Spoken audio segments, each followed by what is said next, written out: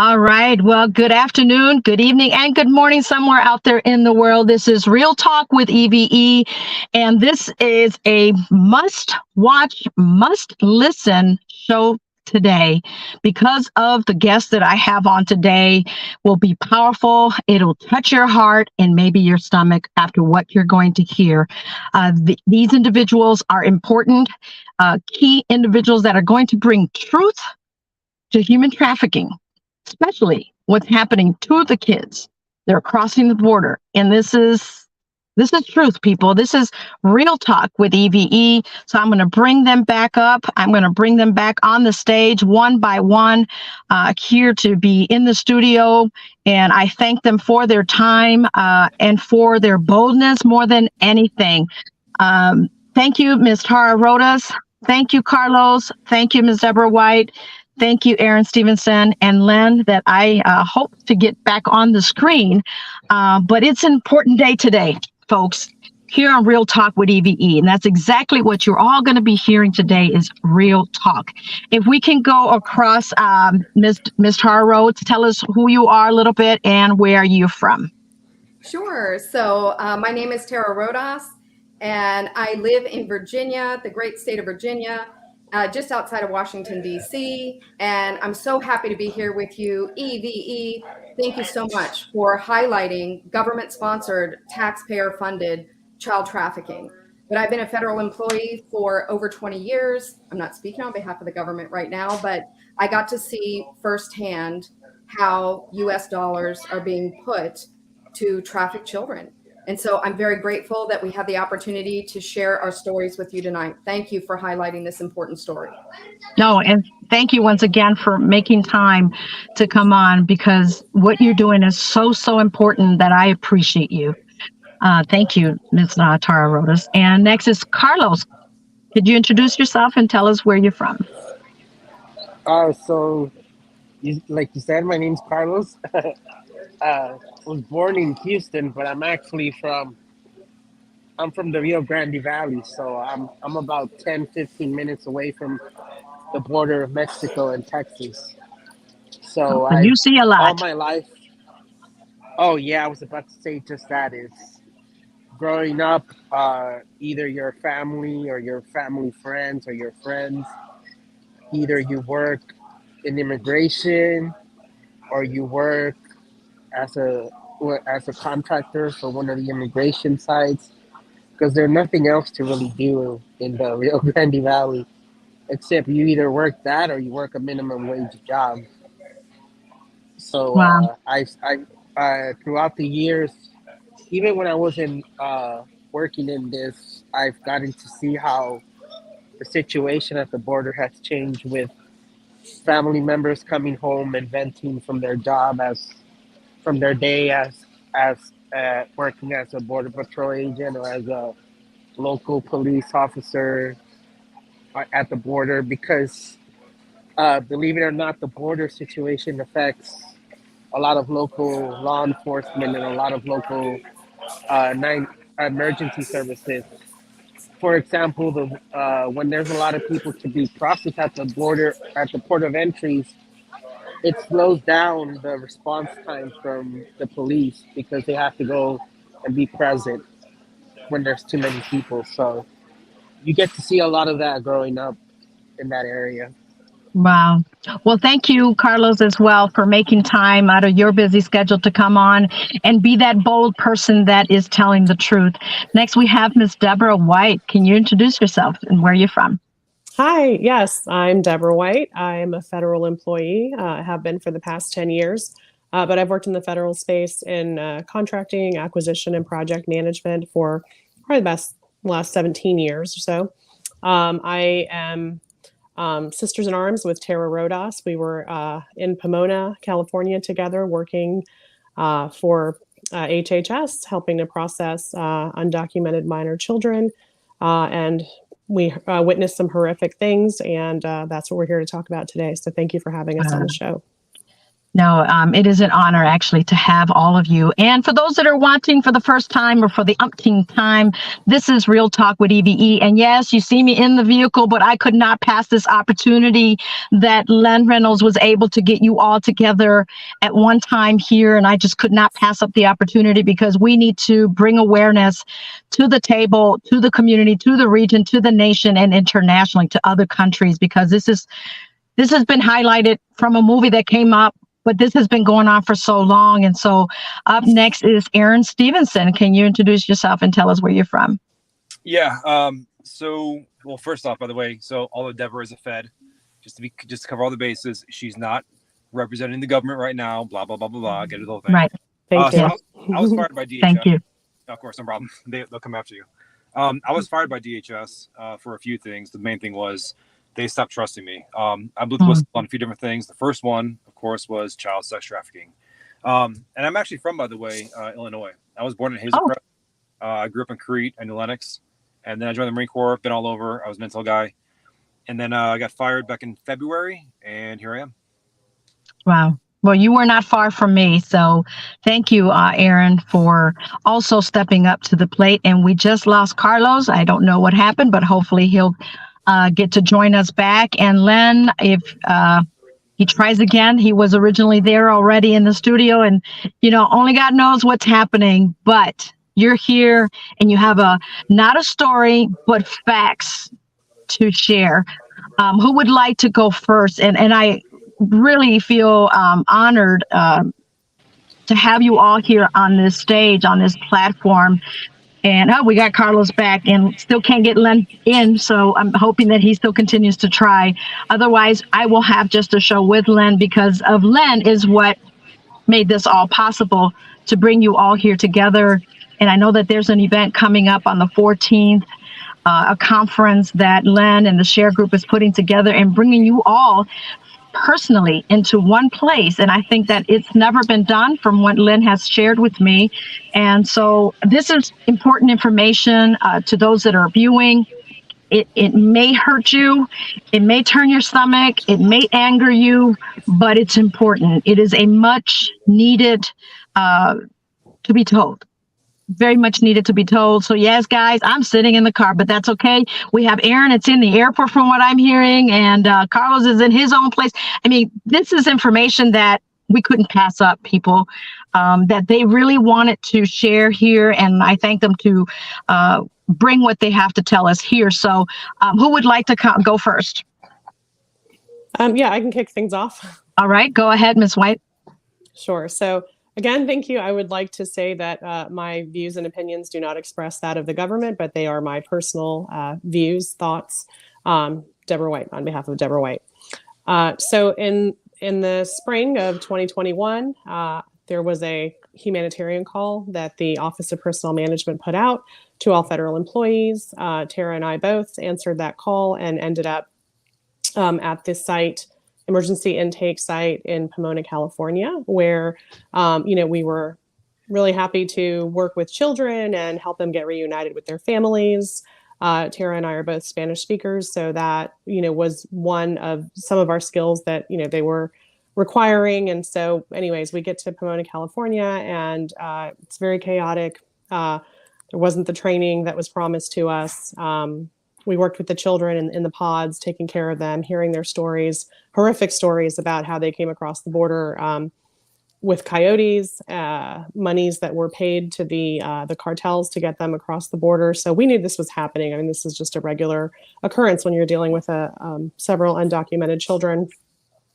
But what really shocked us was when we got into the case management room. So Tara and I were working side by side in the case management room, processing these children, hearing their stories, interviewing them alongside with the case managers. So the case managers are the ones who are, technically processing these children. But we were there as a federal support team, and we got to find out through really digging deeper and asking more pointed questions, because the questions they were being asked really wasn't revealing much of anything.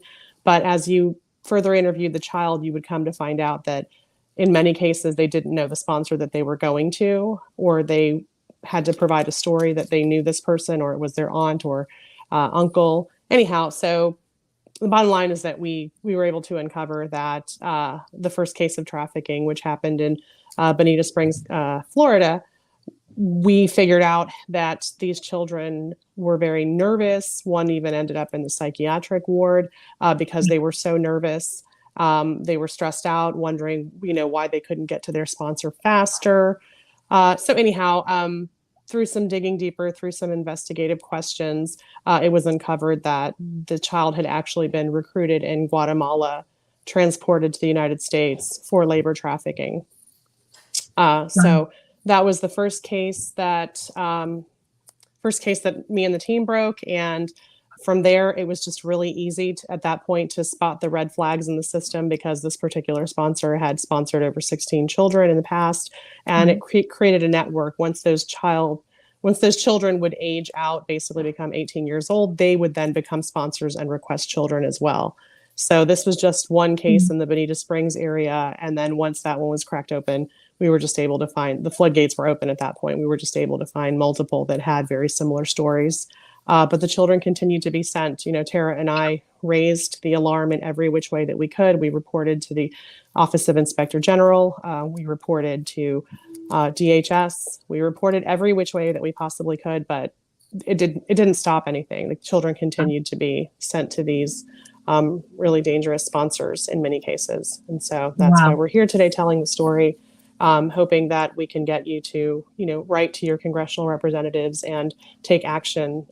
These children need to be found, or the call to action really is the children need to be found and accounted for. The program needs to be accountable.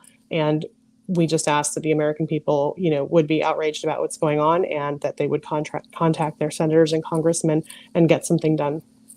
Most definitely. Wow. And the personal question that will go out to each and every one of you, if you can express, how did that make you feel? Besides you in that position, but as a human being, as a person, as a mom, or as a woman or man, how did that make you feel knowing that, Ms. White? Yeah, I mean, helpless, hopeless at times, desperate. We did everything we possibly could. There was just, I mean, we believe we did everything we possibly could, and we still weren't getting anywhere. So it was just a feeling of hopelessness. Wow. Yeah. Tara may have other thoughts. Yeah. Okay, well, that brings you up, Ms. Tara. Yeah. Well, I would say I felt very close to the darkness. That's the only way I can describe it. And there were days, as a public servant, as somebody who wanted to help, as somebody who volunteered, to help with this mission, along with every other person on this call and many more throughout the country, I thought I was going to help place children in loving homes. And that's not what happened. That's not what's happening in this program.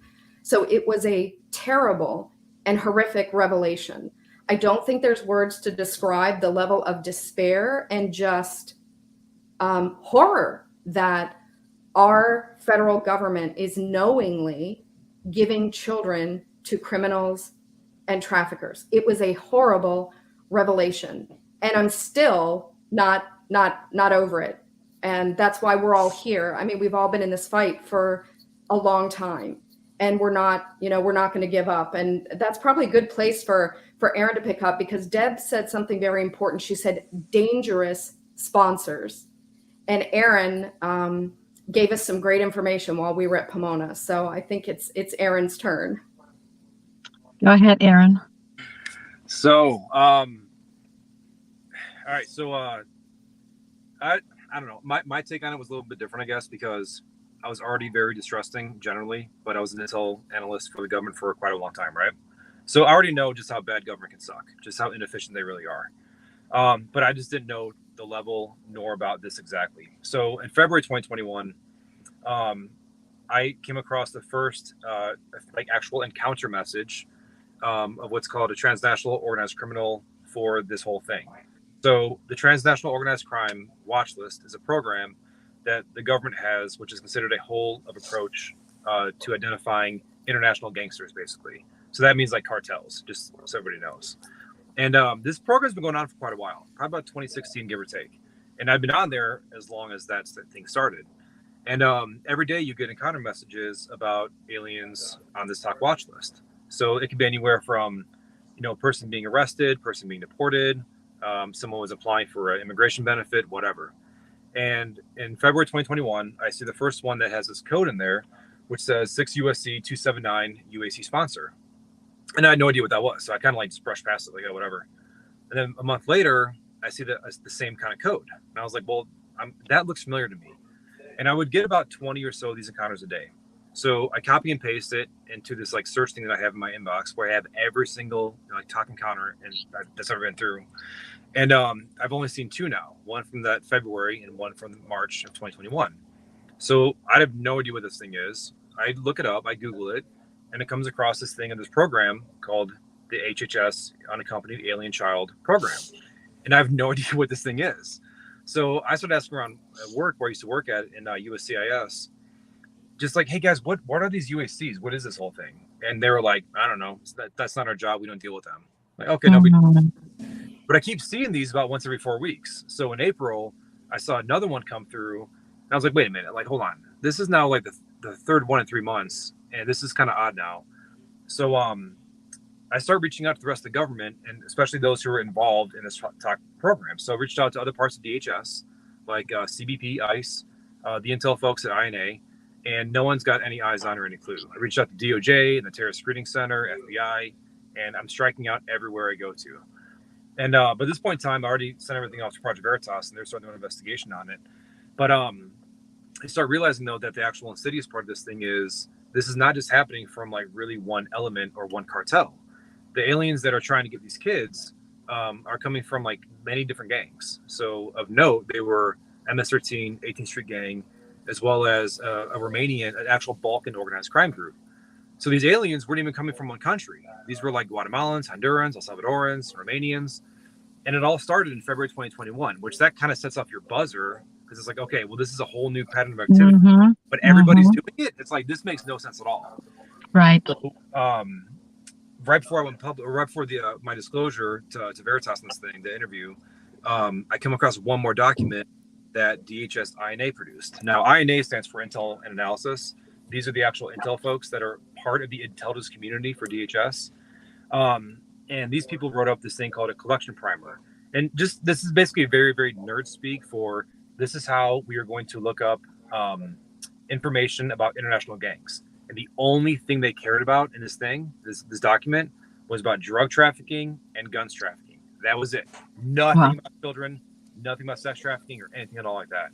So that to me was like, okay, that's good eyes on then that the reason why no one is looking at this is because it's not been directed to by the executive branch. So that was it for me for that part. Wow. By the way, the key part of this thing too is this talk watch list that I'm like looking at every day. It's capped at 40,000, and it doesn't even hit that full cap, the full ceiling. So the terror screening watch list, that's got like 1 million people on it. Well, this talk watch list about the cartels, at this point in time, we're having like almost 250,000 crossings per month at the border. Wow. This is limited at 40,000. And the way it works, as far as people being on the watch list, you drop off all the time if you make an asylum claim.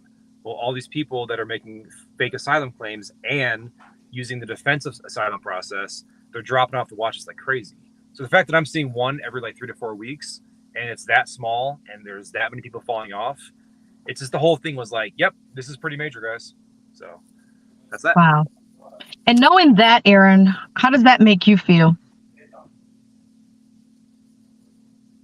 So at the time, kind of complex because this is, February and the early part of 2021. I just lived through 2020 and I was an atheist for like 10 straight years up until 2020. And then seeing that all happen, all the lies that we were kind of currently living, that made me just realize I really think I'm wrong about this. So at this point in time, I'm already kind of reading about religion and kind of getting back into Christianity, learning it more. I'm full on Eastern Orthodox. I'm baptized, chrismation, the whole thing. My kids are as well. So now where I'm at is, I guess, a different place. Then I was more of just like dumbfounded at how we could be doing this and why no one cares. And now I'm at the point where it's like, well, of course no one cares. We're look at who our government really is. So to me, it makes a lot more sense now. Wow. Well, thank you. I don't know those that are watching Real Talk. This is real talk, people. And again, if you're just joining on a beautiful day and don't want to make it a bad day for you, but this is much needed information that you need to hear. As Ms. White said, you need to contact your local legislators, your local congressmen, people that are there at the table making decisions. We got to scream, we got to go, we got to show up and be present. Kids can't do what they want to do, they're told what to do. These children are innocent, and you're hearing next Carlos what he's experienced, what he has seen, what he has heard. Go ahead, Carlos. Can you guys hear me? Yes, we can hear you. Oh, sorry. I had to move around because I'm No at the problem. airport and there's tons of noise, and then there was kids near me, so I was trying to find a quieter part in the airport. We can hear you. Thank you, Carlos, for making time. And I know you're ready to fly out, but this is crucial. And you're showing me how crucial it is by making the time while you're in the airport to share this information to the world. But basically, with me, I handle the transportation. So after the kids would leave the camps, the shelters, they have to get on airplanes most of the time to travel across the country wherever it is that they're going to be dropped off with a sponsor. And with a job like that, it attracts a lot of young people. And a lot of these young people only care about the perks of the job. So with a job like this, and you hire not having any hiring standards, you're gonna get people who don't care. So, well, while I was doing my job, I would run into a lot of coworkers who would tell me stories like, my kid was saying that he didn't know or she didn't know the sponsor, but I still dropped the kid off even though they told me they didn't know them. I still dropped the kid off because I wanted to go out. So the rule is that once you finish dropping the kid off with the sponsor, you're allowed to go out into the city. So say I have to drop off the kid in Los Angeles or in New York City. Once the kid is handed off to the sponsor, you don't fly back to Texas until the following day. So you have all night to go out into the city, to go out into the clubs, to go out to do the tourist type of things. And you hire young people, that's what they're gonna want. I was living a life that it's sort of a life that one at a young age you dream about, because I would be in Los Angeles one night, and 2 days later, I'm at the Space Needle in Seattle, and then 2 days after Seattle, I'm in Times Square in New York City, and it's a luxury job for young people. So Wow. they're not gonna care. They're not gonna care about the kids that they have to transport. They're gonna care about going out, getting drunk in the city, and going out and doing the tourist type of things. So I used to hear a lot of stories where my coworkers would tell me just horror stories where they would say that the child was crying because they didn't want to go to where they were going to be dropped off with a sponsor. And my coworkers would say, I still dropped the kid off even though the kid was crying. And I Wow. wouldn't believe it because, you hear something like that and you say, there's no way that's true. There's no way that's true. My coworker just wants attention. And it's bad as it sounds, like, who wants attention off of that, but there's people who do that type of stuff. So I would just say, no, there's no way my coworker's being honest. But then one day I got an email from my bosses admitting to my coworkers dropping off kids to the wrong people. And in this email, they just basically admit, hey, we messed up with kids. And it was sort of like a throwaway comment to, hey, you guys gave kids to the wrong people, whatever, don't do it again. And that's the end of it. That's it? Just So, okay. yeah. Wow. Yeah, and the whole process, it's a little length. It's a little, for example, I could go elaborate, but I don't want to confuse anyone watching right now. It's something I can elaborate more in person.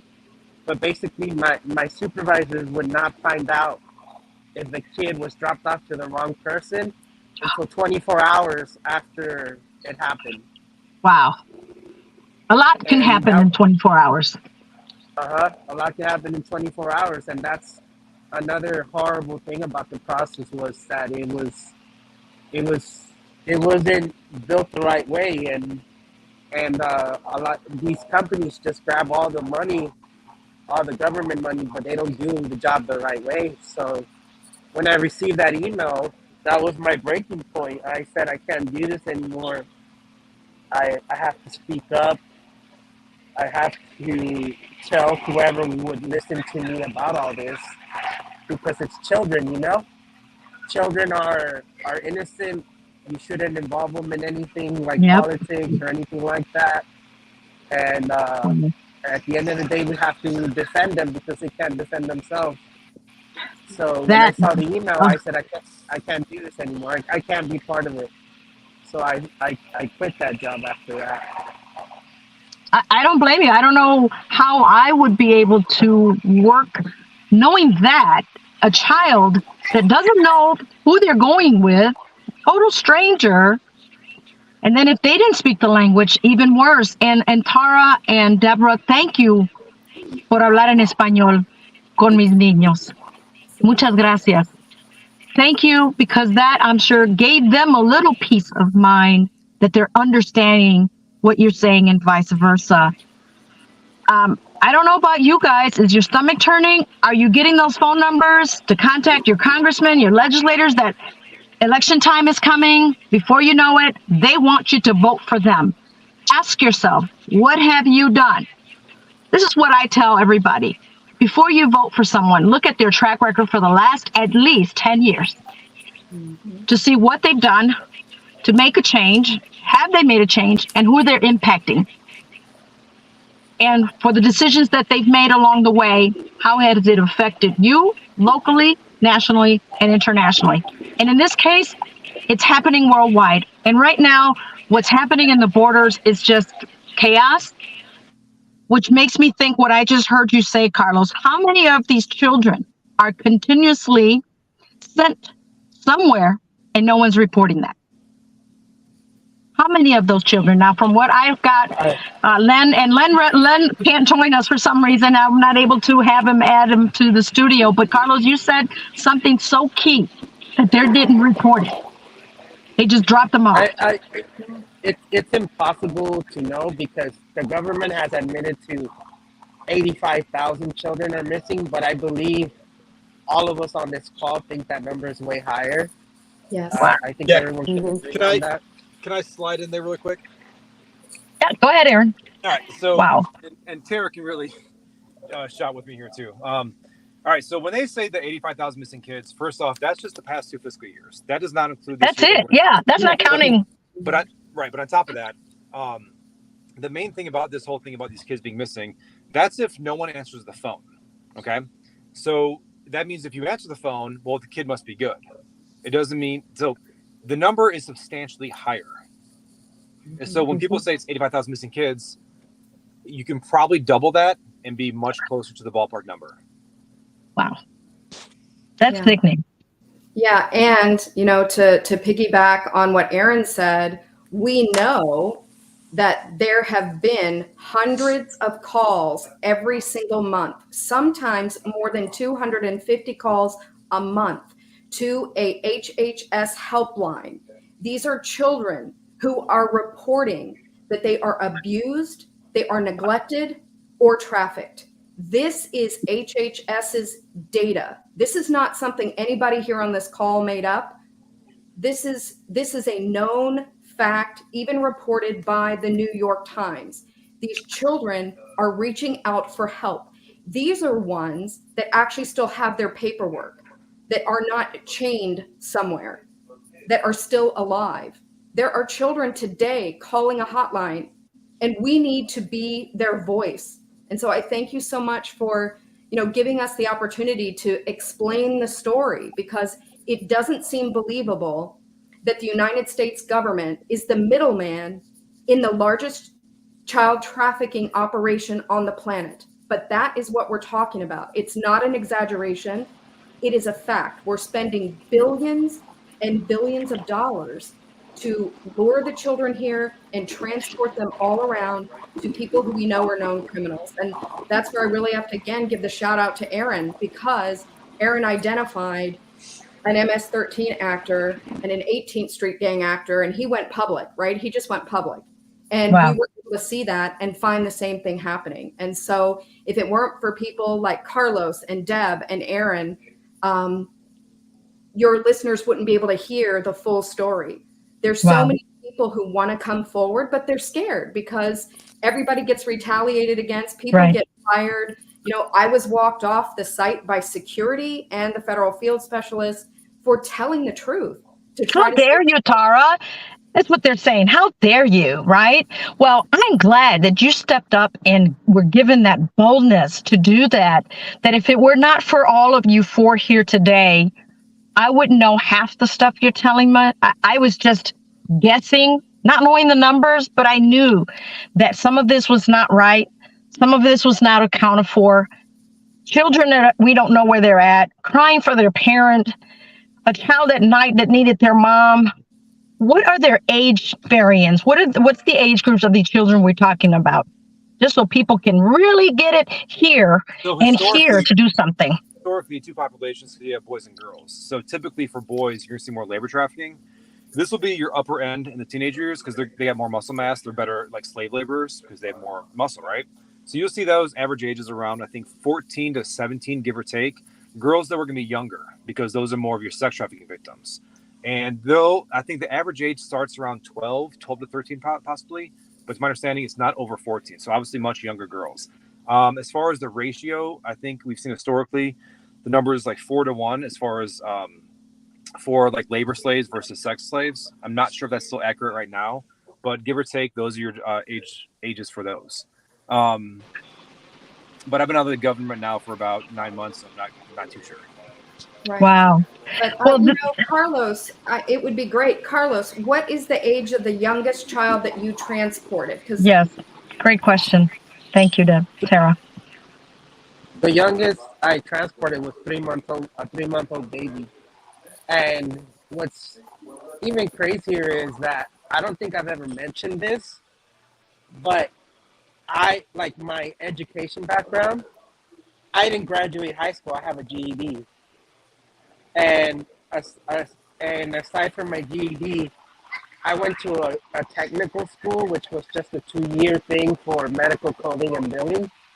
So this is who you have transporting a 3-month-old baby. This is the best the U.S. government can do, is someone, and who I don't, how can I say it, normal, I don't know how to say this, but you would think they would be better.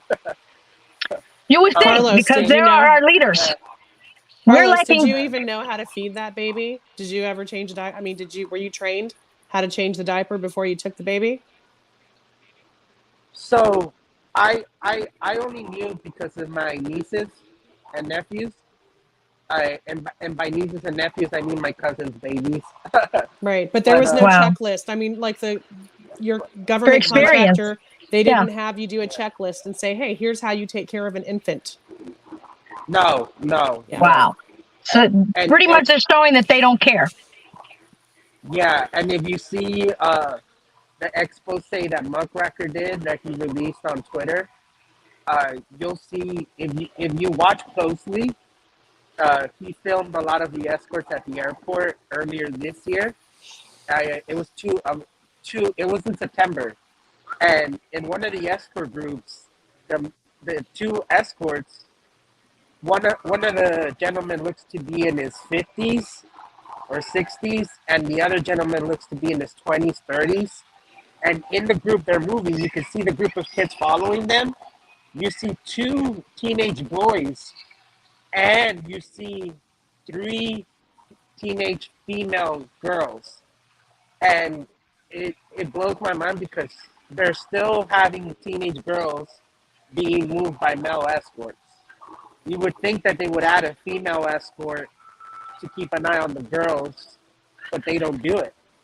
Wow. So there's Wow. there's no there's it's crazy. The way it is, it's crazy.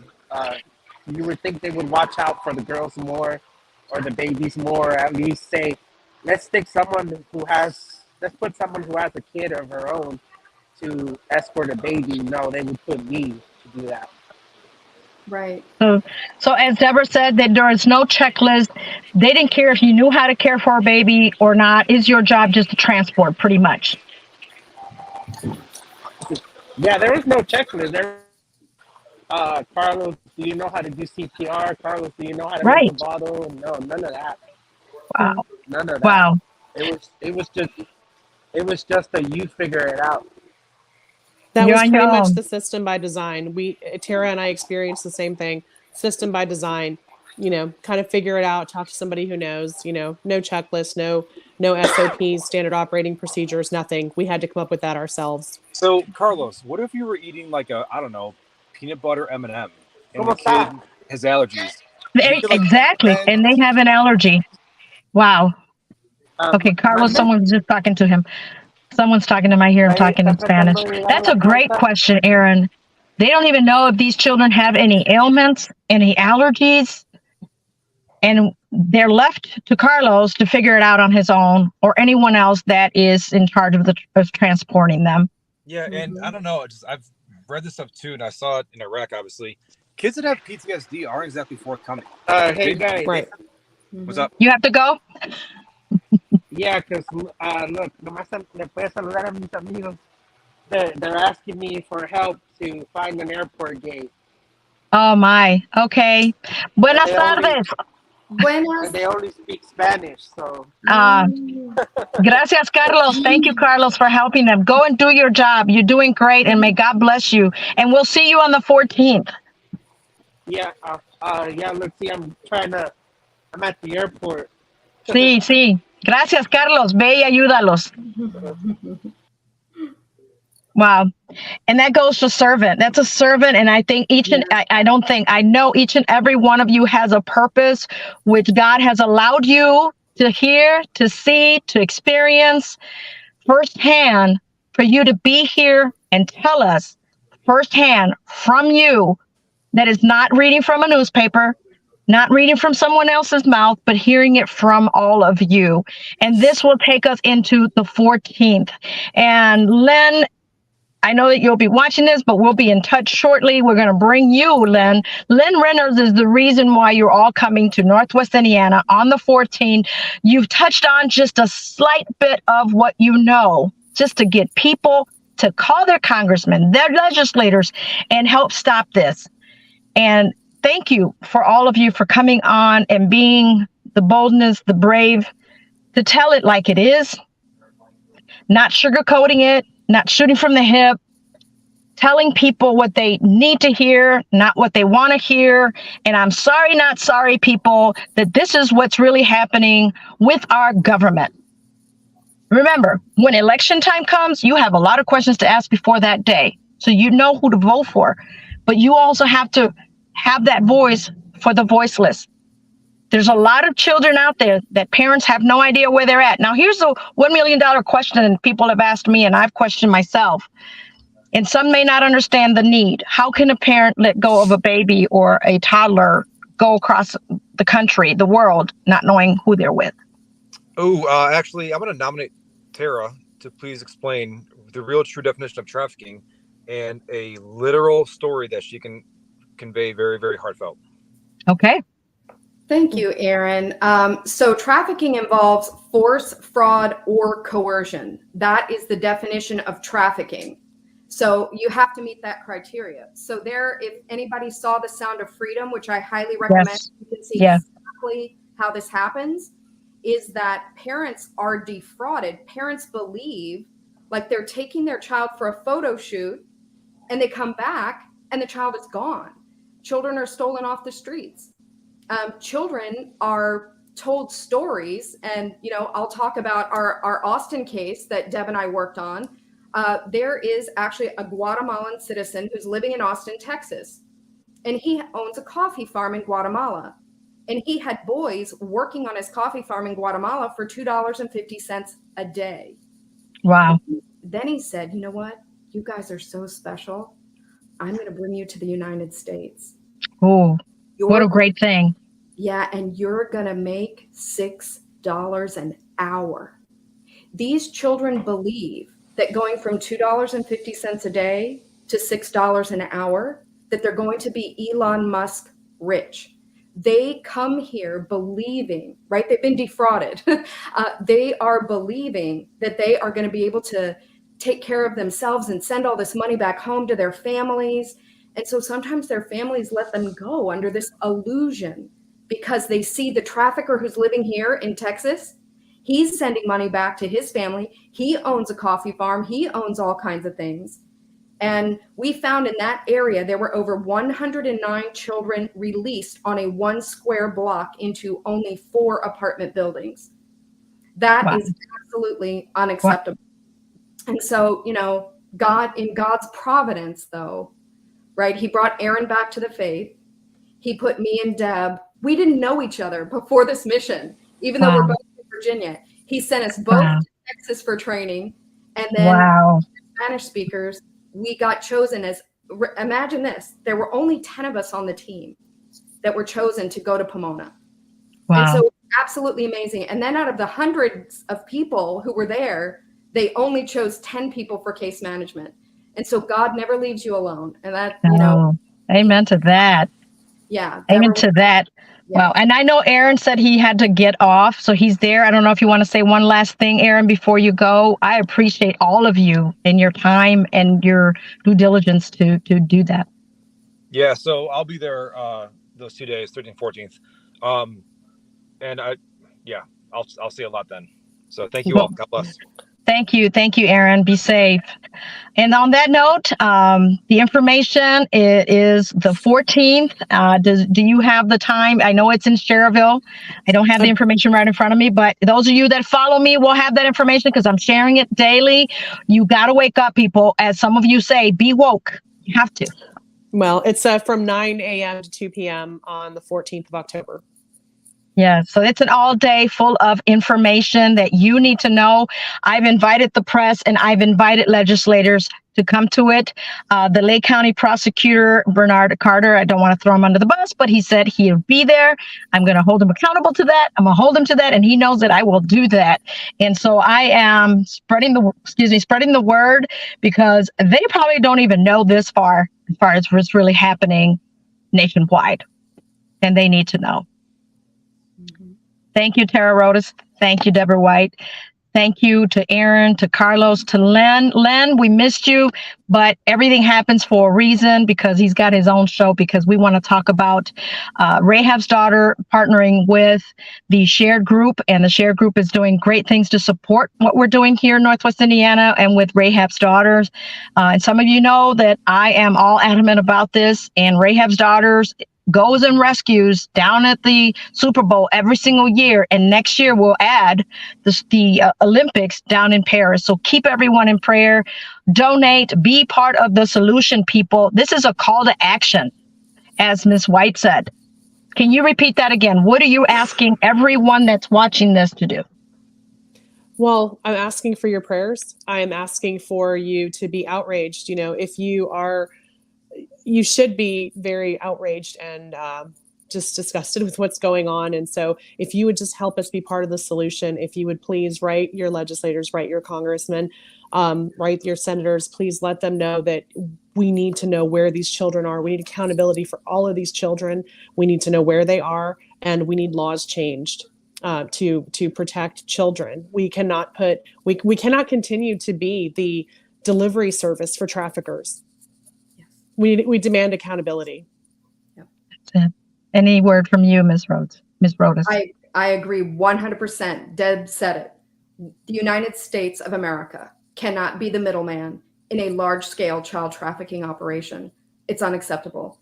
And we need your prayers, and we need you to take action. So Amen to that. Thank you so much. We appreciate you. May God continue to bless you and just continue to be bold. And let me tell you that the windows of heaven will be opening up to you if they haven't already. Thank you so much for your time. Your time is precious. I value it. And thank you, Len Reynolds. He is local in Northwest Indiana. You will be meeting him soon, guys. So stay tuned for that information. For the 14th, be present. Be awake, be woke, as people say. Ladies, thank you once again for coming on Real Talk with EVE. We appreciate you. Thank you so much. Thank you. Whew, that was something else, guys. And as Ms. White will be coming off the screen as well. And Ms. Tara, thank you once again. We appreciate you, ladies. Thank you. Wow, I don't know what else to say, folks. I mean, I'm sitting here in my car making sure that we had to do this. Now is the time. If not now, then when? If not who? If not me, then who? And this is Real Talk with EVE. Wow. I don't know what else to say, guys. And on that note, I'm just gonna say, join me, join the movement, get involved, write your legislators, your congressmen, tell them what you know, what you heard. Be present. Be in the present, people. And that's all I can say. I have nothing else to say. You heard it from them, or some would say from the horse's mouth, but it was very touching. It was very, very touching. And on that note, guys, I got to sign off. Peace to you. God bless you. Continue to watch, continue to listen, continue to learn, and continue to grow.